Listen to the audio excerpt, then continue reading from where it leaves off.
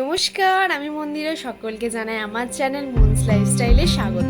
তো এই প্রফেশনে আমি একদম নতুন ও এটি আমার ফার্স্ট ভিডিও। তো যদি ভিডিওতে কোনো ভুল ত্রুটি হয়ে থাকে তার জন্য আমি ক্ষমা প্রার্থী। তো চলো আর বেশি কথা না বলে ভিডিওটি শুরু করা যাক।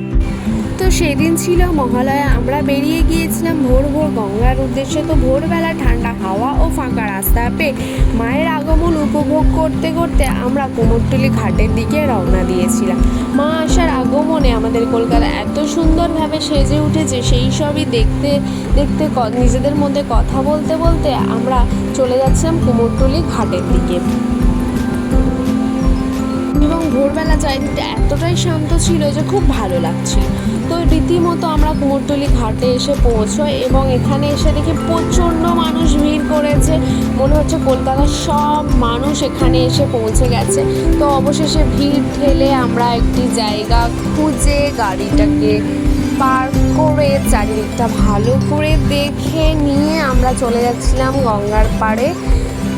তো রীতিমতো যেতে গিয়ে দেখি প্রচণ্ড ভিড়, যেখানে পা গলানোর জায়গা নেই। আমরা গঙ্গার পাড়ে এসে দেখি অনেক মানুষ ভিড় করেছে।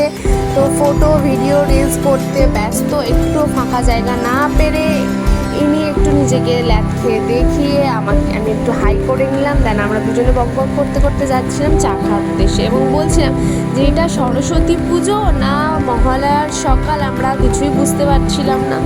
তো এই সব আমরা দুজনের মধ্যে গসিপ করতে করতে চলে গেলাম চা খেতে, যেখানে চা খেলাম, কিছুক্ষণ গল্প আড্ডা করলাম। কারণ এত গরমের মধ্যে একটা ডাব খেয়ে নিলাম।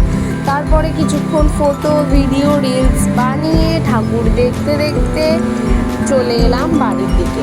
তো আর বেশি কথা না বলে ভিডিওটি এখানেই শেষ করলাম। যদি ভিডিওটি ভালো লেগে থাকে তাহলে লাইক কমেন্ট সাবস্ক্রাইব করবেন ও ভালো থাকবেন ও ভালো রাখবেন। ধন্যবাদ।